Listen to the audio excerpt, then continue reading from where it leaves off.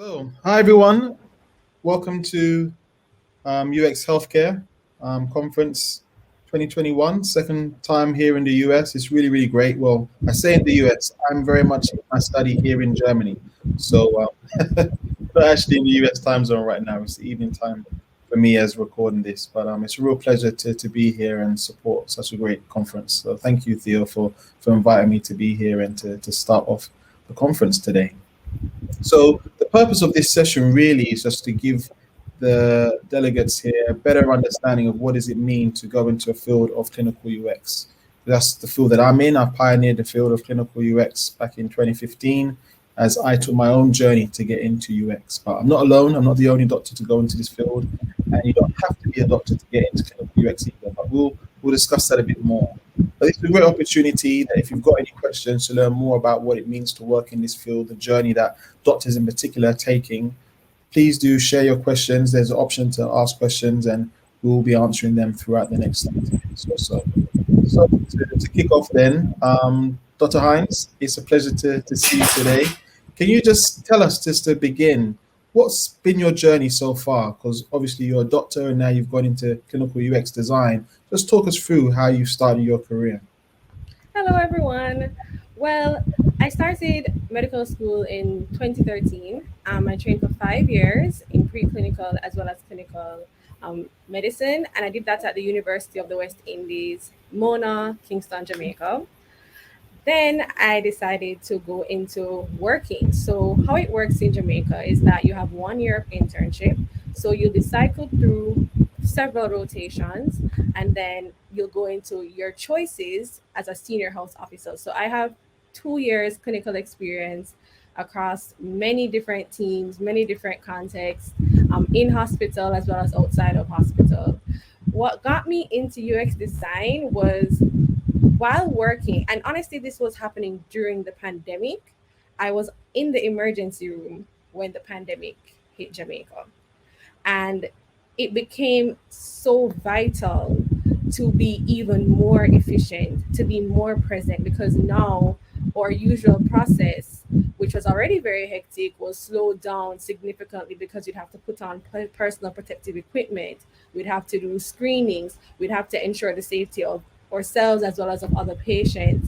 And I remember I was looking for something to go and see a patient, and it just hit me in that moment. This is something that you can influence. I don't really know how yet, but this is something that you can change. This is a place where you can, there's an opportunity here. So when I left the emergency room, my contract ended in June 2020. I went on a personal journey basically.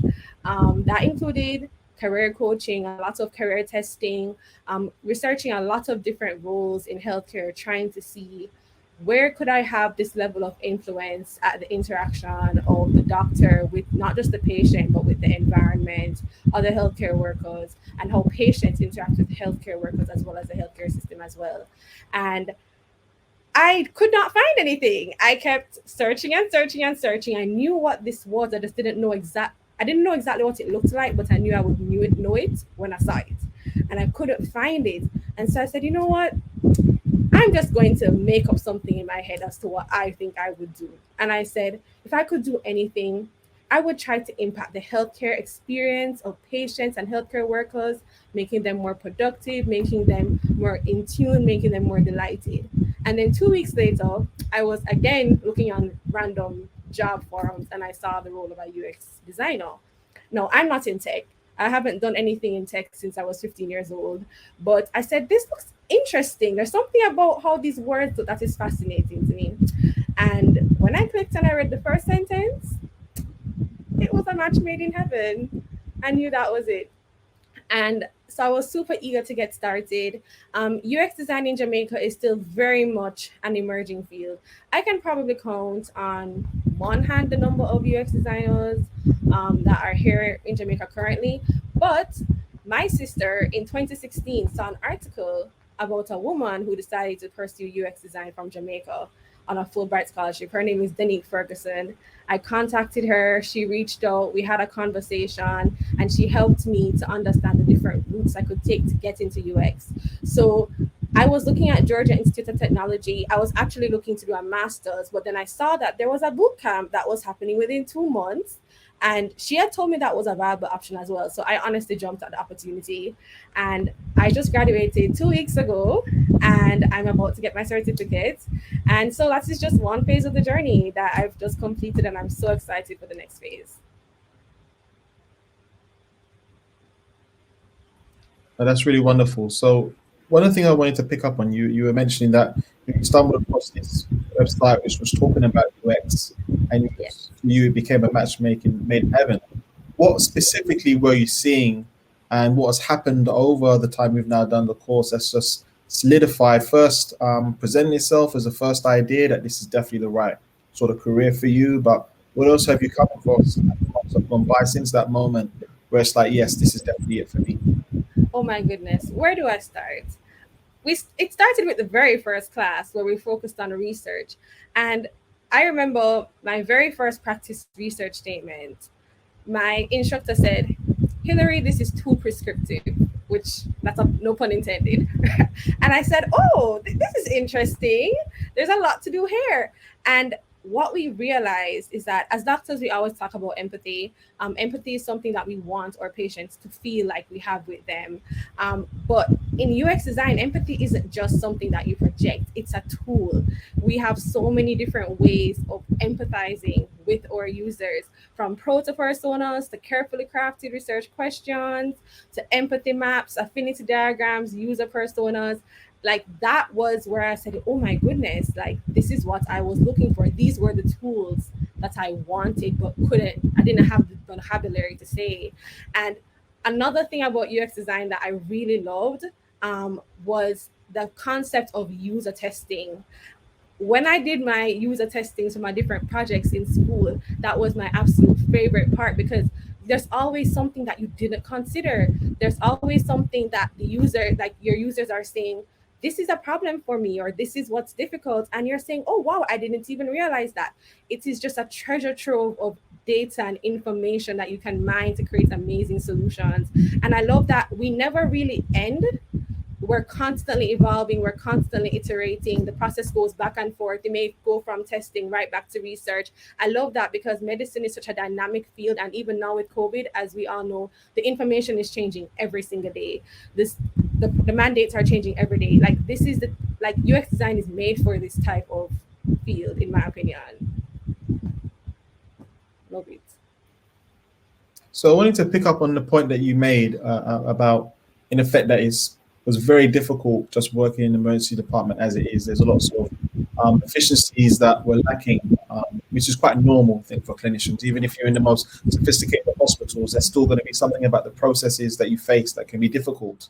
I think a lot of us, if we already work in healthcare UX, or even just as a member of the general public, you appreciate that clinicians, doctors, nurses, all kinds of healthcare professionals in hospitals, they face very complicated and difficult work conditions, not just physically, but even emotionally. So one of the things that I'm quite keen to hear from you, though, is what does that look like specifically on the island of Jamaica? So we know that there's going to be times when doctors are having to work much longer shifts than they were rotated to, and that there's more patients that they can see, and that the guarantee to have a patient die, these are certain realities I think everybody can appreciate. But is there anything that seems to be more specific to Jamaica that you would hope to solve as a clinical UX designer? Oh, of course. Honestly, the truth is that we're a very small island. But we're a small island with a very big healthcare need. And that is a struggle because we constantly face the issue of understaffing, always feeling, to be honest, when I was working, I always felt like I wasn't enough. That was a really tough thing to feel, because I think for most doctors, like all we care about is the well-being of our patients. And you can try and try and try, and you work twice and three times and five times as hard, but if you realize there's some things that you just can't outwork. And this is where, in my opinion, technology really can make all the difference. I'm going to give a few examples here. So my hospital that I worked at, which I really appreciate, University Hospital of the West Indies, they have been taking a more digital approach to health, and they've been trying to do that transition for the past few years, actually when I started working there. And what I loved was that I could check results from my phone. Now, that was something that before 2018 was unheard of. You'd have to go to the lab, look in a book, find the patient's name out of the thousands of patients, write down the results like in a little notepad, then go back and then write it in the patient's file. Now, as you can see, that's a lot of time because usually the lab is actually on the opposite side from where most patients are. So it's a lot of walking that you had to do. So having results right there on my phone really helped. Except there was one issue. Patients' files are still paper. So I have the results, and that's really good, but I still have to walk very, very far to put the patient's results in their file. That's really important because basically a patient's file is how every single person in the healthcare team knows how to treat the patient. So it's the way we communicate with everyone. So if a patient has a result, it has to go in the file, it has to be documented. So what would face me, unfortunately, is I would be on one end of the compound. I'm checking to see if the result is ready. Ping, result is here. Oh my goodness, this patient has a really serious result that I need to put in the file now because I need to call someone else to come and help me. So I would have to leave whatever I was doing because as a healthcare worker, you're always busy and run to the other side of the hospital to try and get stuff in the file. And that was happening 30 times a day. So there was just that. That's on top of my already task of having to see patients, assess them, diagnose them, treat them, which is very intellectually demanding already. But now I have a physical aspect to it. Now there's a time aspect to it. So one thing that I would have really loved is, man, I wish I knew about UX design then. If I knew about that, I would have said, hey, maybe we can bring in a designer and they can create a system where we don't have to run across to a ward or to the patient's file physically to get a result in there. So everybody can still be on the same page and I save time. And when I found UX design, it really released a burden for me where I realized it's not my fault when I can't get everything done on time. It's just there's a lot that has to be done. And I would say that medicine, we know medicine is very unpredictable. I remember during the pandemic, the hospital got a little bit more quiet initially because most people were trying to stay home. And there was also lockdowns. But I remember the day that lockdown was lifted, within 10 minutes, I had 5 gunshot wounds in the emergency room and I had 5 car accidents. I kid you not. And there were only 2 doctors, me, who was a junior, and the senior. And I was dealing with a critical patient when all those cases came in, and I had to drop everything and run. Now, this is something that we understand is the nature of medicine. It's very unpredictable. I'm not going to blame the sun for shining and for being hot, but I think what UX design can do is provide shade. It can provide sunscreen. It can provide ways to help us to mitigate the different demands of working in such an environment. So honestly, it's far reaching. I could talk all day about that. No, that's really wonderful. I think it's very inspirational what you're saying as well.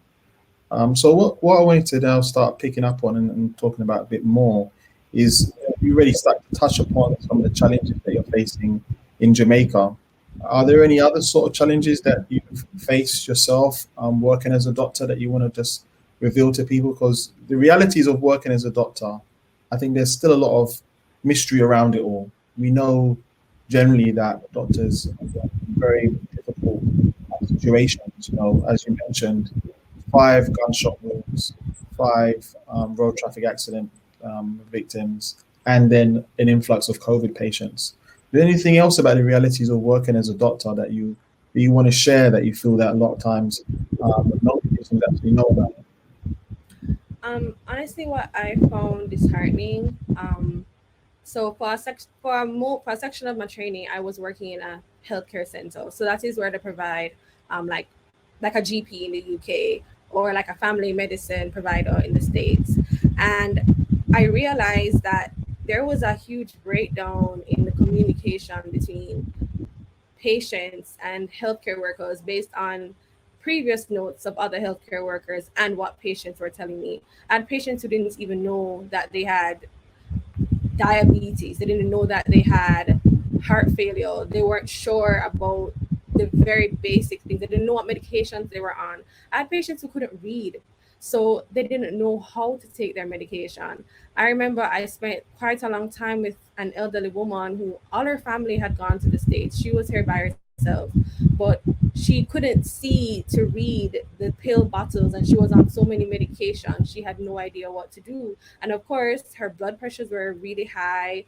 She was having signs of not being treated properly. And honestly, in that moment, I tried my best, but I didn't really have the tools to say, okay, this is how I'm going to approach this problem, because this isn't really a medical problem that you're trying to treat in medical school. This is a different type of issue. And it made me realize that there's a lot that technology can do, not just for healthcare workers, but for patients, helping them to become more educated, helping them to become more in line with their plan. Because the truth is, I've had patients where they may not like taking a certain medication because it affects them in a negative way, or they may have family issues or social issues that make it difficult for them to come to their appointments on time, difficult for them to communicate certain things.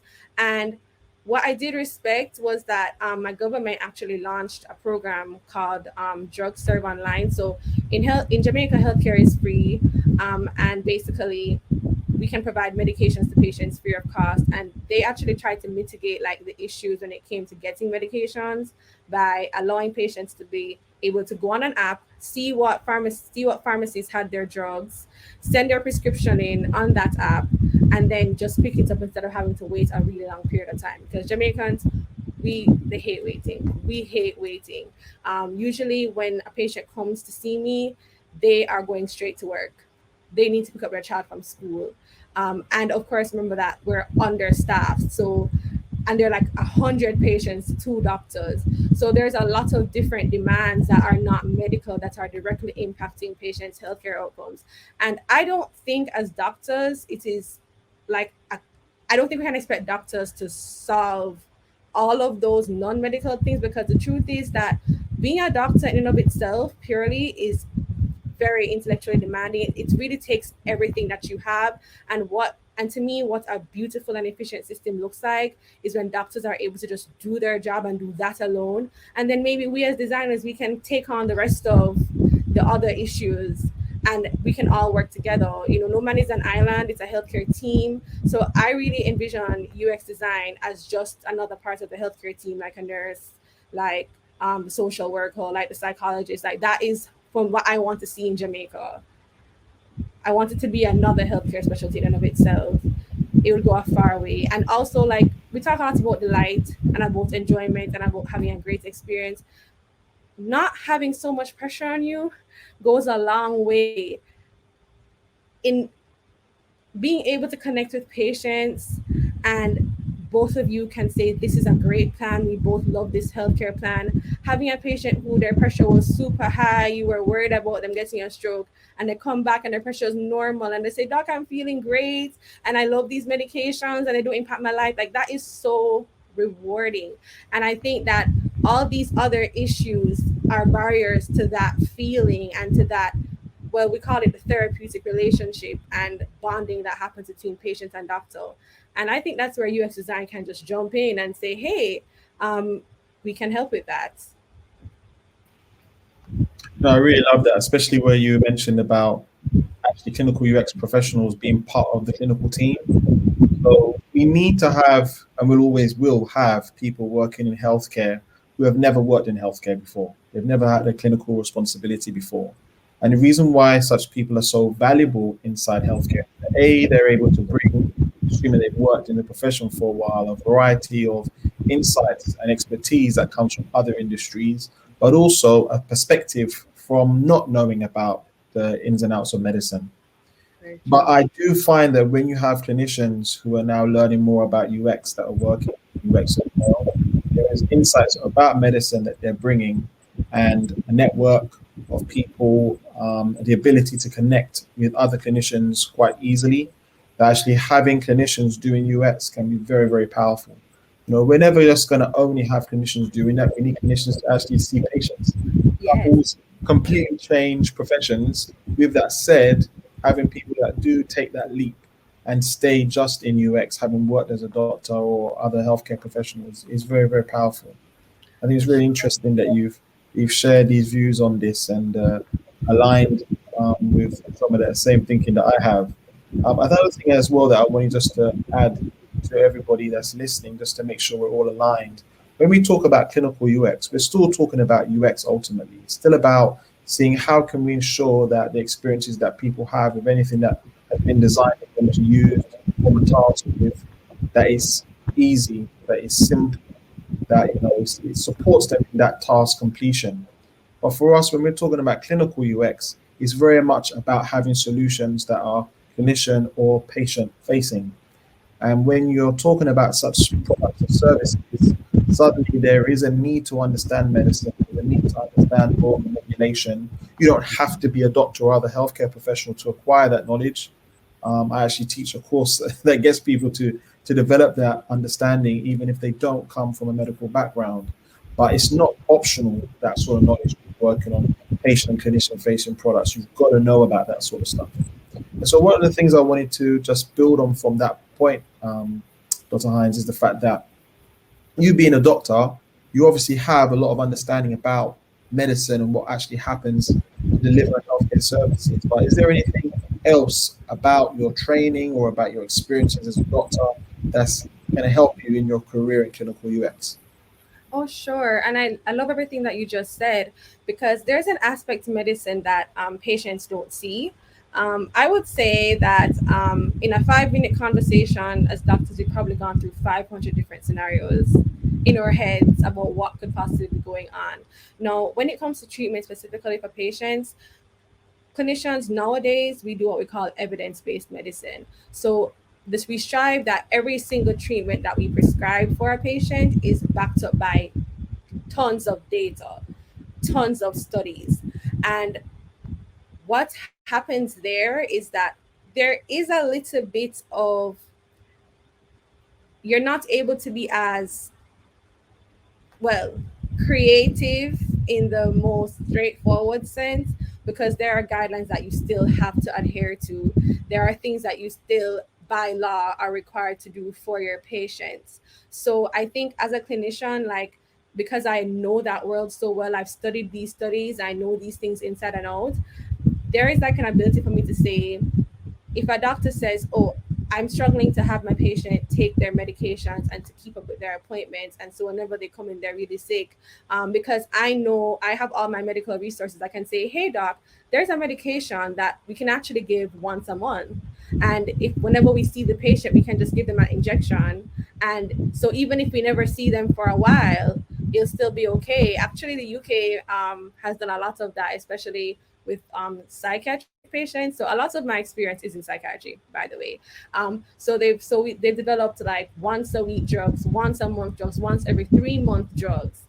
So just in case the patient is still covered, even if they don't do everything that we say. Like, and that is a huge part of UX design. Like, I can't remember the term right now, but basically you want to create like room for error, room for things not going as planned. In Jamaica, if things happen, like we can have serious torrential rainfall, and basically the place is flooded out. I mean, we had a road that just completely fell apart recently, so those citizens could not access the rest of the country. So if a patient misses their appointment and they don't have any medication, something like that, a once a month drug, a once three every 3 months drug, that can protect them in the time when they can't see a clinician right away.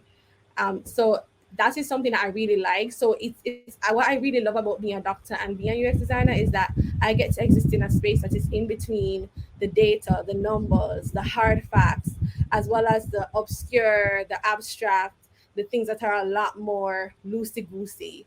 Like, I really like existing in between those two worlds.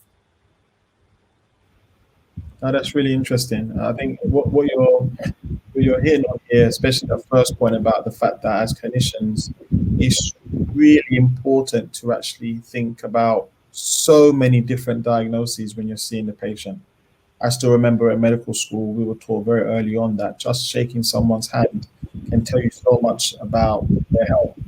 the strength, the force that they're able to hold your hand, but also even to do with culture or other sort of practices for them that then means that they're not going to shake your hand. But what is this? Is this any sort of deviation from what is normal health for them, physical, emotional, spiritual? All this is stuff that we have to pick up and think about all the time. And actually, the same thing's going on with the patient when they're seeing the doctor. As much as the general public can have a lot of faith in clinicians based on the prior experiences, it can shape whether they're actually going to trust their clinician to actually tell them everything that's going on with them. I still remember a time in medical school where I was working with a fellow medical student. We were in our third year, and there was a final year medical student. When we were supposed to present what we had learned about the patient, just stole the show, but in a bad way, just made it about him.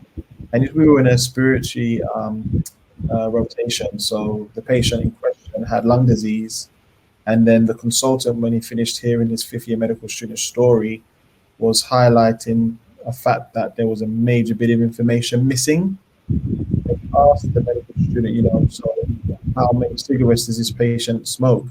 And the medical student says he doesn't smoke, when the patient actually had a few packets of cigarettes every day. And it's these are things, is that there was something about that medical student where either they didn't ask, but it could also be the fact that the patient didn't feel like they could open up and just really, and that's just about cigarettes. And it's things where still we have to be so much more open as members of the general public about your sexual health, about mistakes that you've made with regards to medication that you've taken, risky behavior that's made you become very sick, lifestyle change decisions that's made you be higher risk of certain diseases. And if you don't have that rapport with a clinician to actually be honest about what's going on, you're preventing the clinician from being able to do their job. And so as a clinician, there's a lot of times where we have to act as actually an investigator to really understand all of this, which is not that dissimilar to what UX professionals having to do as well. But back to this point then of the fact that, there's a trust element that is really important. If the general public, this patient doesn't trust the clinical team that they're dealing with, it can really impact their health. Have you got any opinions, any thoughts about how working as a UX designer, the use of technology and the like, can actually help overcome those trust issues? Oh, for sure. So the truth is that trust is very multifaceted when it comes to how patients feel about us. If a patient waits too long and they're in pain, that reduces their trust. Before they even come into the room, they already are, their mind is already, they're already closed off because they feel you don't care. It's not that you don't. We understand that there's a lot that goes on behind the scenes, but to be honest, I don't believe patients need to know about that or even really care about that, right? All a patient needs to really care about is themselves because they're coming because they're sick. So if a patient waits too long, they're in pain, that's already reducing the trust. If when a patient is speaking with me and they're sharing something that is personal, I get a phone call to say, oh, Dr. Hines, you have a cold blue, or a patient is unable to breathe, you have to come right now, and I have to pause and I have to leave, then that also can disturb the trust. Now, that's not something that I can control, right? But maybe the wait time is something that I can probably control. Maybe if my workflow, if the system that we had when I was working was very supportive of healthcare workers being more productive, then my patient wouldn't come in. They would understand, oh, doc has to go, there's an emergency, but they wouldn't feel like, oh, doc doesn't care. Also, there's a level of connection like that to me can really change how receptive patients are to what we say. Like, just because I'm a doctor doesn't mean that a patient has to do what I say. When I was in school, like, there was a very big push to move us from the authoritative or very almost parental version of medicine where I tell you what to do and you do it, to more of a collaboration, a communication between two people, and they're using my expertise to figure out what's best for them. And honestly, that takes time to understand.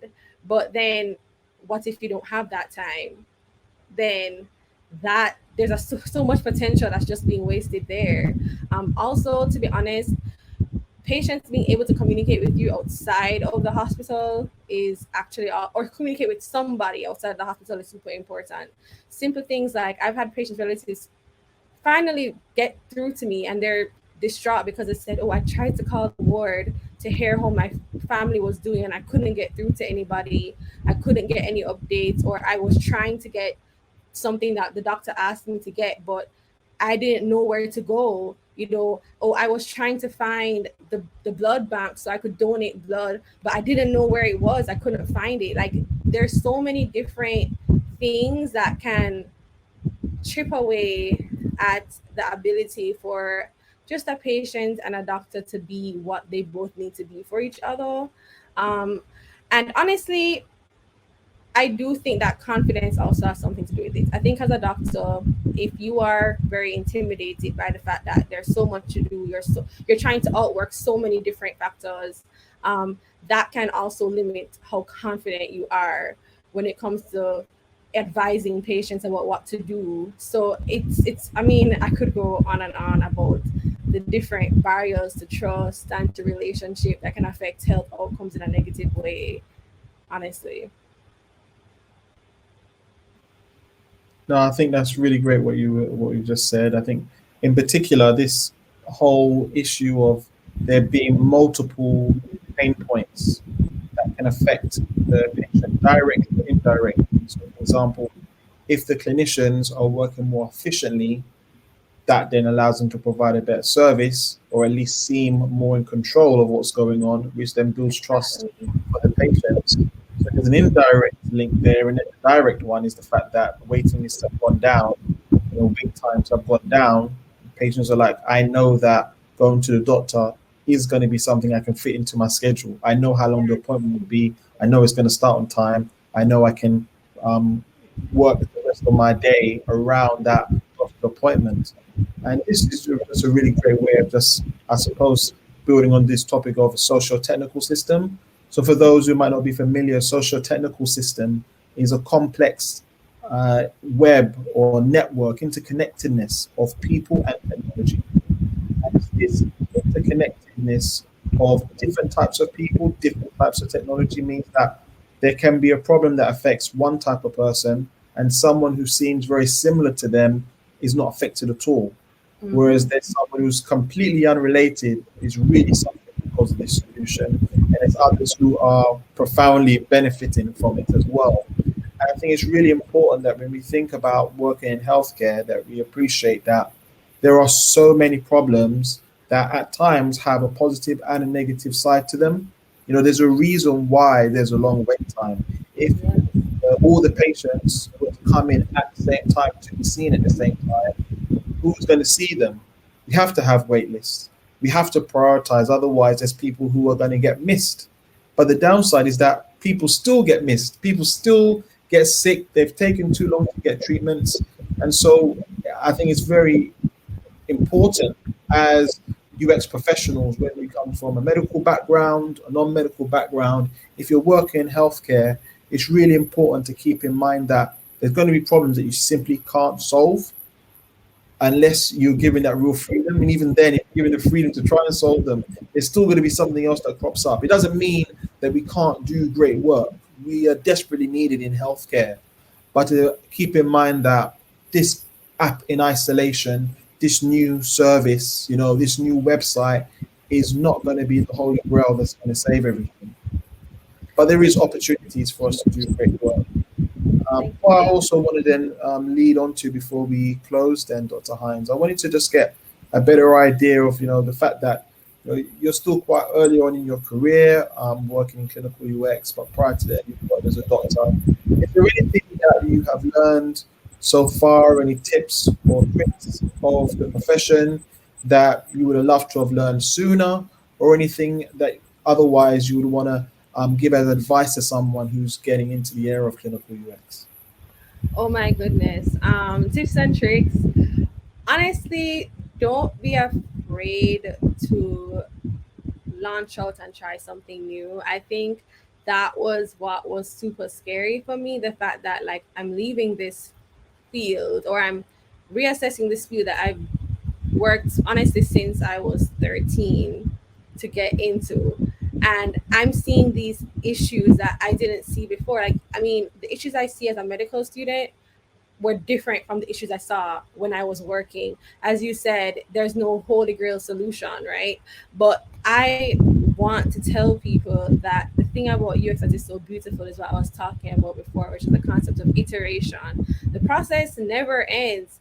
And there will always be work for UX to do in healthcare because there's always going to be something. This pandemic, that is a big something.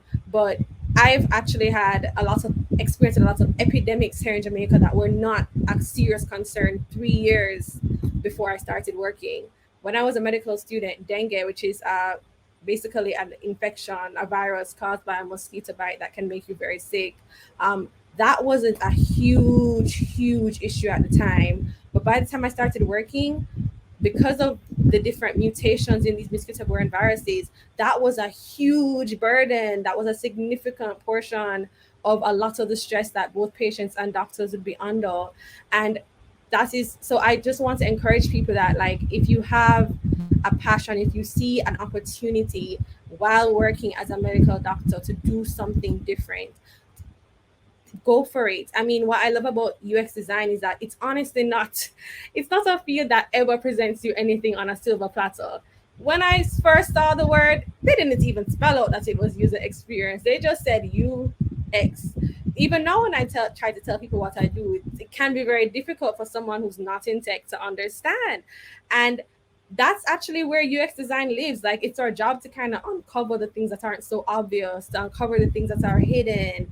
Like, we're looking inside the box, outside the box, around the box, under the box, tearing the box apart, putting it back together. Like, that's our job. So I would tell anybody, if that's your passion, if you are somebody that you are passionate about strategy, you're passionate about improving people's experiences, making your coworkers smile, seeing your coworkers come to work and feel confident and feel good about themselves, seeing patients leave offices, leave the hospital smiling because they had a good experience and they want to come back. If that's something that you're passionate about, please join us. Please, I'd be so happy to have you. It's so needed. And honestly, COVID has just made it even more dire. It was a big issue for me before COVID was ever even conceived of.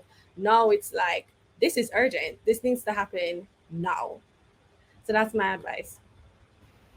No, wonderful. I think just to add to that, really, always ask questions. I think UX professionals, by their nature, always have questions that they want to ask. They're very inquisitive by nature, but there's never a dumb question normally. There has been sometimes a few dumb questions. I won't name any names, but generally speaking, if you don't know the answer to something, ask and get that information. I think it's also important to connect with clinicians if you're not a clinician yourself. And even if you are a clinician, especially myself, where I'm not practicing anymore, I still need to connect with clinicians to understand what's going on. As much as I was a student for over a 6-year period and worked as a doctor for 3 years, there's still so much that I wouldn't know, especially, for example, what does it mean to work as a doctor in Jamaica? My mother hails from Jamaica, but I've never even been to the country. I've never practiced medicine out there. So actually, there's still so much I can know about those realities. So it's really connecting with people who have those insights that can be provided to you.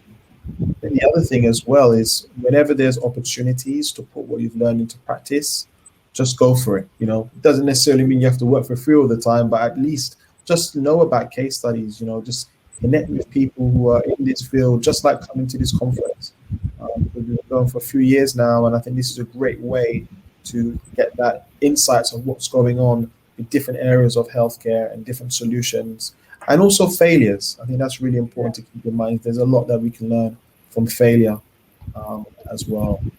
So yeah, I think we'll probably close at this point. I don't know if there's any questions from the audience. We'll still be here for a few more minutes.